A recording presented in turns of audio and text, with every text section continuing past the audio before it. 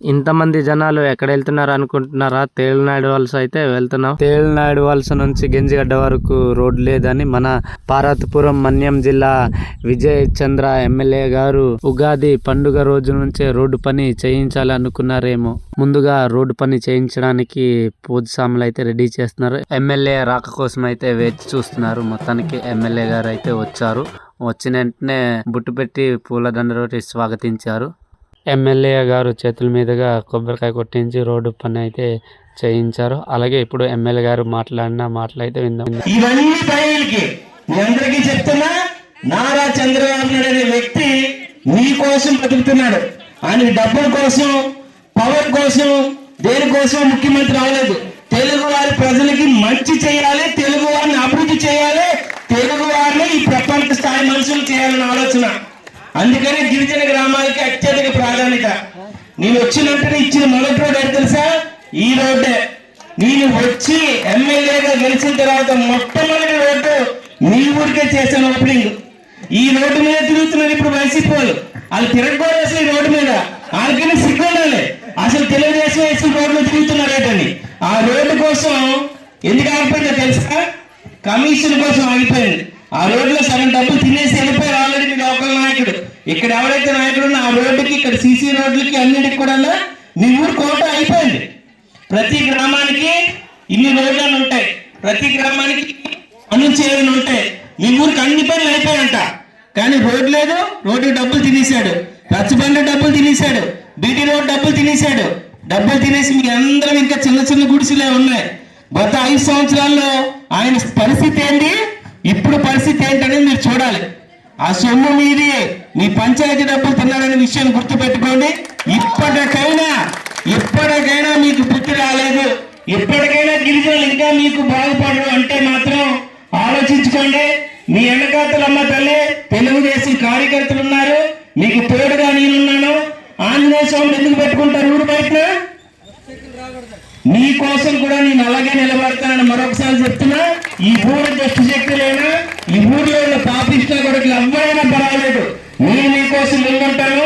SC colony CC road వేపిస్తాను. ఈ పవన్ బడులు లేకుండా ఆ సీసీ రోడ్ పెరట్లు వేపిస్తాను. మీ బరువుల మీద కూడా సీసీ రోడ్ వేపిస్తాను. ఖచ్చితంగా రచ్చబండ కూడా కట్టిస్తాను. ఆ రచ్చబండ మీద మీరు ఏం కూర్చొని మాట్లాడాలి? తెలుగుదేశం చేస్తున్న పనులు మాట్లాడాలి.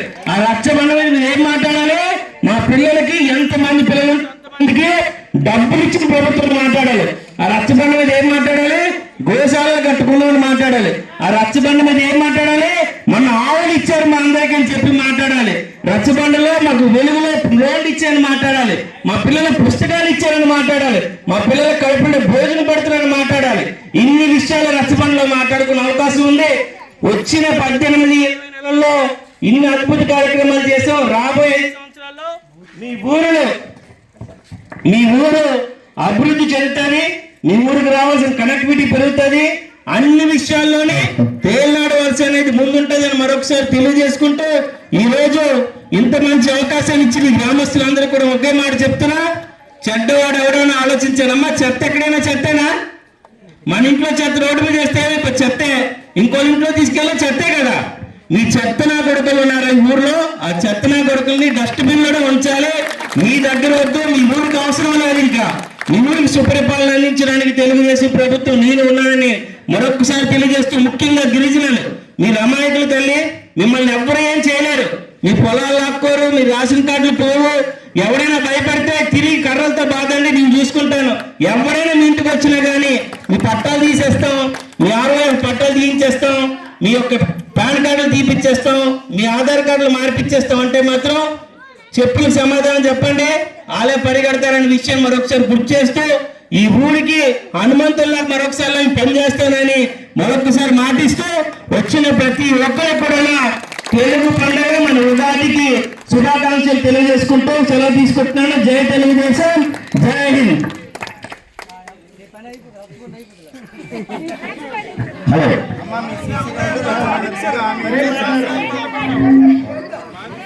ఈరోజు మీ అందరి కళ్ళల్లో, మీ అందరి ముఖాల్లో సంతోషం చూడాలని ఉగాది రోజు ప్రారంభోత్సవం చేశారు ఈ రోడ్డుకి.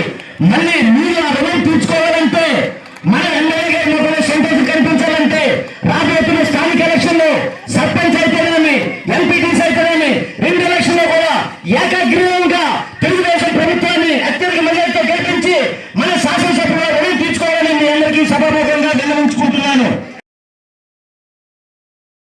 వెళ్ళిపోయిన తర్వాత మేము కూడా అక్కడ నుంచి అయితే ఊరికైతే వచ్చేస్తున్నాము. అలాగే ఈ వీడియో చూసిన వాళ్ళు లైక్ చేయండి, కామెంట్ అయితే చేయండి.